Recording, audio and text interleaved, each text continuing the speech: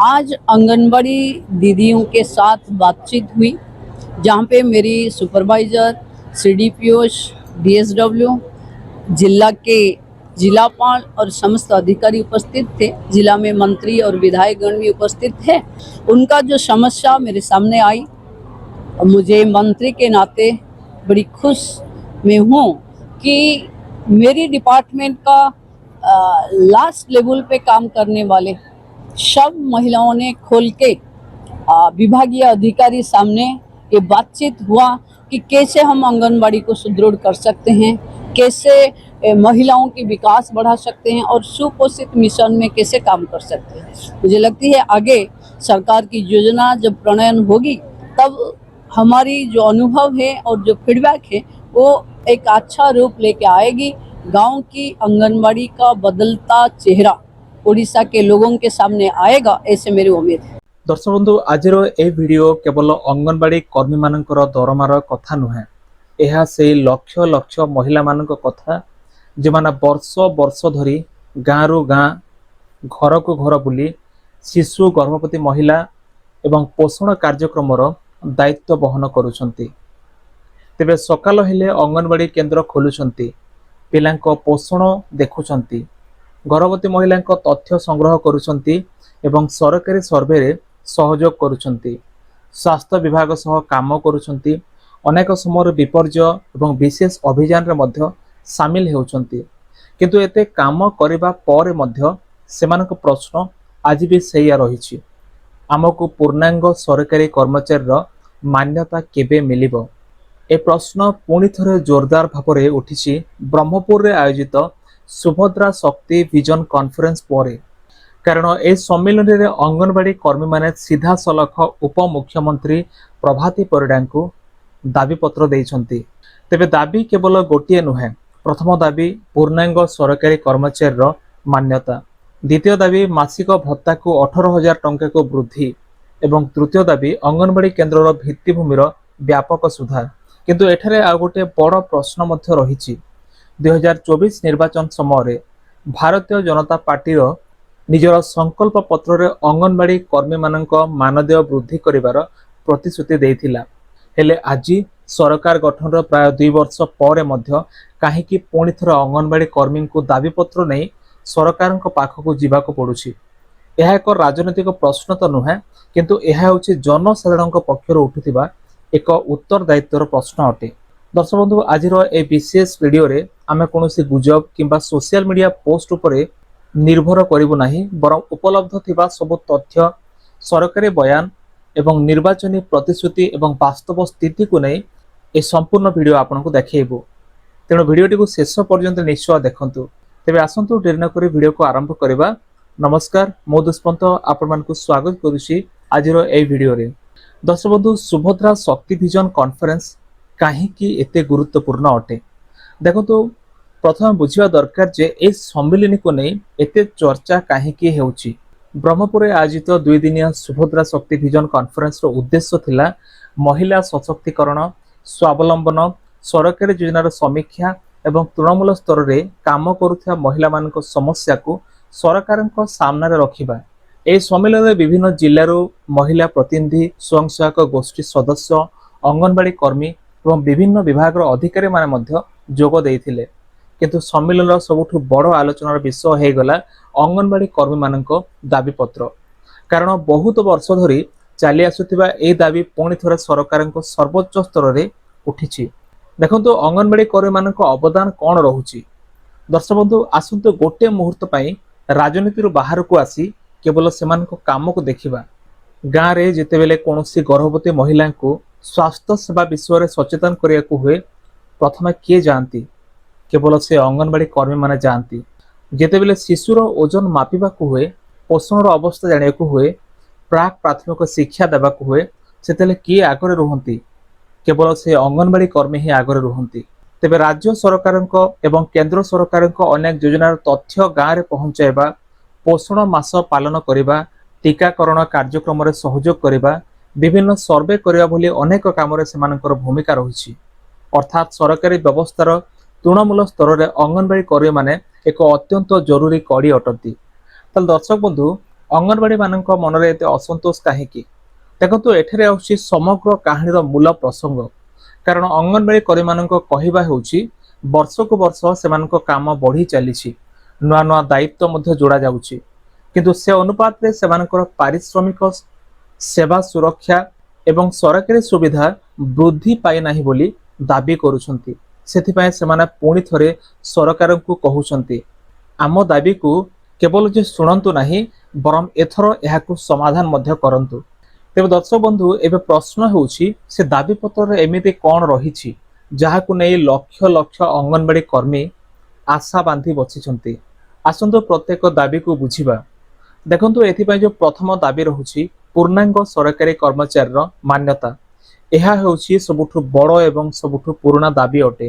ଅଙ୍ଗନବାଡି କର୍ମୀମାନଙ୍କ କହିବା ହେଉଛି ସେମାନେ କେବଳ ଅଙ୍ଗନବାଡି କେନ୍ଦ୍ର ପରିଚାଳନା କରୁନାହାନ୍ତି, ବରଂ ସ୍ୱାସ୍ଥ୍ୟ ବିଭାଗ, ମହିଳା ଓ ଶିଶୁ ବିକାଶ ବିଭାଗ, ପୋଷଣ ଅଭିଯାନ, ଟିକାକରଣ, ଗର୍ଭବତୀ ମହିଳାଙ୍କ ଯତ୍ନ, ଶିଶୁ ବିକାଶ ଏବଂ ବିଭିନ୍ନ ସରକାରୀ କାର୍ଯ୍ୟକ୍ରମରେ ଦିନ ରାତି କାମ କରୁଛନ୍ତି।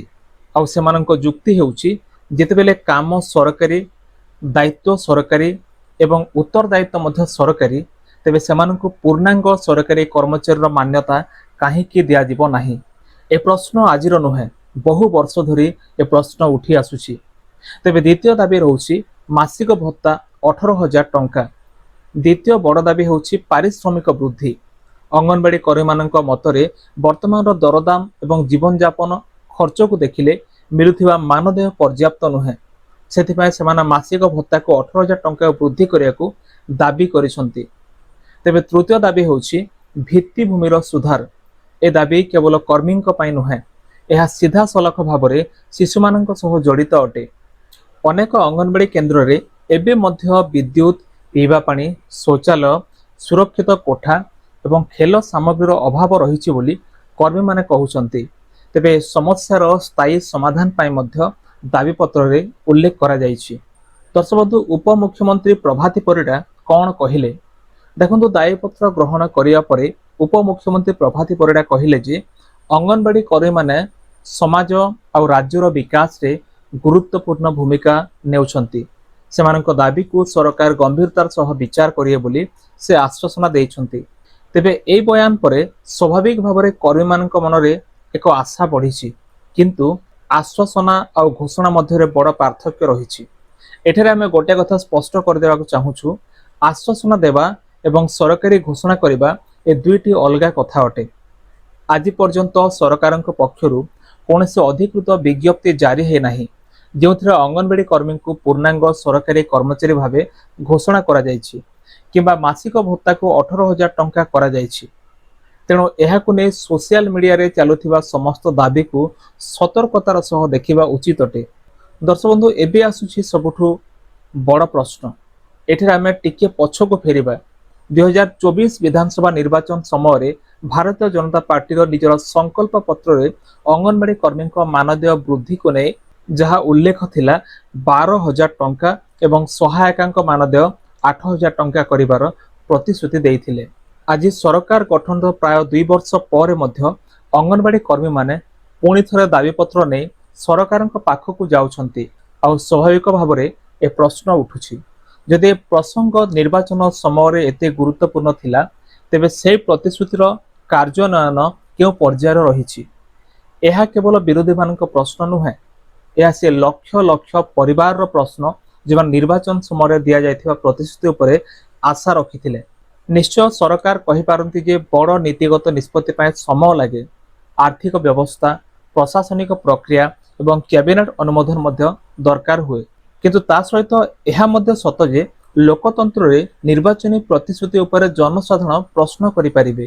ଜନସାଧାରଣଙ୍କ ଆଶା ରହିଥାଏ ଯେ ଘୋଷଣାପତ୍ରରେ ଥିବା ପ୍ରତିଶ୍ରୁତିର ଅଗ୍ରଗତି ସମ୍ପର୍କରେ ସରକାର ସଠିକ ସମୟରେ ସ୍ପଷ୍ଟ ସୂଚନା ଦିଅନ୍ତୁ। କିନ୍ତୁ ସବୁଠୁ ବଡ଼ ପ୍ରଶ୍ନ ଏବେ ବାକି ଅଛି। ଯଦି ସରକାର ସତରେ ଏସବୁ ଦାବିକୁ ମାନିବାକୁ ଚାହାନ୍ତି, ତେବେ କେଉଁ କେଉଁ ଆଇନଗତ ଏବଂ ଆର୍ଥିକ ପ୍ରକ୍ରିୟା ଦେଇ ଯିବାକୁ ପଡ଼ିବ? ସରକାରୀ କର୍ମଚାରୀ ମାନ୍ୟତା ଦେବା କେତେ ସହଜ ଏବଂ ଆଗାମୀ ବିଧାନସଭା ଅଧିବେଶନରେ ସତରେ କୌଣସି ବଡ଼ ଘୋଷଣାର ସମ୍ଭାବନା ରହିଛି କି? ଦର୍ଶକ ବନ୍ଧୁ, ଏବେ ଆସୁଛୁ ଆଜିର ଏହି ସମ୍ପୂର୍ଣ୍ଣ ଭିଡ଼ିଓର ସବୁଠୁ ଗୁରୁତ୍ୱପୂର୍ଣ୍ଣ ଅଂଶକୁ। ଦାବିପତ୍ର ଦିଆଗଲା, उपमुख्यमंत्री सकारात्मक प्रतिक्रिया देले सोशल मीडिया रे खबर मध्य भाइराल हैला किंतु एहा परे सबुठु बड़ प्रश्न होउची अंगनवाड़ी कर्मी को सतरे पूर्णांग सरकारी कर्मचारी करने संभव कि ना यह पुणी थे केवल आश्वासन सीमित रही यार उत्तर केवल राजनीति नुहे प्रशासनिक व्यवस्था आर्थिक स्थिति एवं सरकारी नीति रे लुचि रही सरकारी कर्मचारी घोषणा कहीं सहज नुहे। दर्शक बंधु अनेक दर्शक भावुथिबे जदि सरकार चाहती ताले गोटे कैबिनेट बैठक रे निष्पत्ति नेकी एसबु देई पारिबे किंतु वास्तवता होउछि एभली निष्पत्ति पछरे अनेक प्रशासनिक एवं आर्थिक प्रक्रिया थाए। जदि लक्षाधिक अंगनवाड़ी कर्मी को पूर्णांग सरकारी कर्मचारी मान्यता दिया जाए तेबे केवल वेतन बढ़िबो नाही सेमानक पय सेवार नियम प्रस्तुत करियाको पड़िबो। नियुक्ति प्रक्रिया पदोन्नति पेंशन छुट्टी अवसरकालीन सुविधा महंगा भत्ता मेडिकल सुविधा एवं अन्यान्य सेवा शर्त निर्धारण करियाको पड़िबो। अर्थात यह केवल गोटे घोषणा नुहे बरम गोटे बड़ नीतिगत परिवर्तन अटे। दर्शक बंधु एथिपाई राज्य सरकार केते प्रभाव पड़ पारे। एबे आसंतु से आर्थिक प्रसंग को जदि सरकार सबु दाबी को मानि नियंती तेबे राज्य सरकार बड़ आर्थिक भार पड़ पारे। प्रतिमास वेतन भविष्यत पेंशन विभिन्न भत्ता प्रशिक्षण प्रशासनिक व्यवस्था एसबु पाई अतिरिक्त बजेट मध्य आवश्यक हो पारे। तेबे सेतपाई सरकार जदि कौनसी निष्पत्ति नियंती तेबे ताहा आर्थिक समीक्षा एवं कैबिनेट विचार पर ही संभव हेबो। ताहले लोके प्रश्न काहेकि करूछंती देखंतु एहार उत्तर मध्य सरल कारण निर्वाचन समय राजनैतिक दल माने निजर घोषणा पत्र अनेक प्रतिश्रुति देई थांती आउ से प्रतिश्रुति आधार रे जनसाधारण भोट दियंती। तेणु सरकार गठन पर से प्रतिश्रुतिर अग्रगति विषय प्रश्न करबा लोकतंत्र एक स्वाभाविक प्रक्रिया अटे। तेबे एहाकु सरकारक विरोधी मनोभाव बोली कहि हेबो नाही बरम एहाकु गणतांत्रिक उत्तरदायित्व कुहा जाए।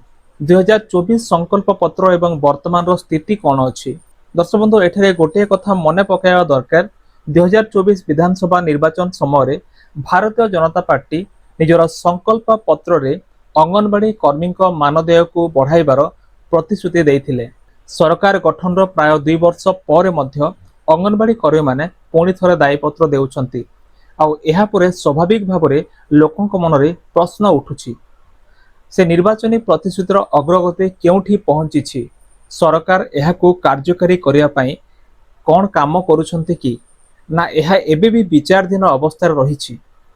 ए प्रश्नर स्पष्ट उत्तर सरकारक पक्षरु आसीबा आवश्यक अटे कारण निर्वाचनी घोषणा पत्र केवल प्रचार पाई नुहे यह जनसाधारण सह करा जायथिबा एक सार्वजनिक प्रतिबद्धता अटे।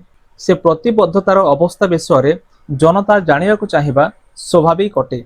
दर्शक बंधु एथिपाई विधानसभा रे बड़ घोषणा हे पारे कि देखंतु वर्तमान सोशल मीडिया रे अनेक पोस्ट दाबी करा जाउछि जे आगामी विधानसभा अधिवेशन रे बड़ घोषणा हेबो किंतु खबर को अनुमान कले जहाँ जना पड़ुछि आमे जहाँ कहि परबु ता हेउछि जे पर्यंत सरकारक पक्षरु कोनोसी अधिकृत विज्ञप्ति कैबिनेट निष्पत्ति किंबा विधानसभा रे स्पष्ट घोषणा आसी नाही से पर्यंत एहाकु संभावना भाबे देखिबा उचित किंतु निश्चित खबर भाबे देखिबा उचित नहे। दर्शक बंधु आज संपूर्ण घटना को जदि गोटे वाक्य रे कहियाकु जाऊ तेबे से वाक्यटी होउछि आशा बढ़िछि किंतु अनुष्ठानिक भाबे घोषणा एबे बाकी अछि। अंगनवाड़ी कर्मी माने निजर दाबी रखिछंती सरकार सकारात्मक भाबरे विचार करिवार कथा कहिछंती निर्वाचनी प्रतिश्रुति को नै मध्य लोकंक मनरे प्रश्न रहिछि एबे भरोसा केवल संपूर्ण भाबरे सरकारक घोषणा उपरे। तेबे आसंता दिन रे सरकार केउ निष्पत्ति नेउछंती सेथिरु ही जणा पड़िबो जे ए दाबी पत्र केवल आ गोटे स्मारक पत्र हे रहि जिवो ना अंगनवाड़ी कर्मी जीवन रे एक ऐतिहासिक परिवर्तन आरंभ हेबो। तेबे आपण मानकर मतामत कोन कमेंट सेक्शन रे निहाते लेखंतु और एभली अपडेट पाई आम चैनल को विजिट करंतु। धन्यवाद।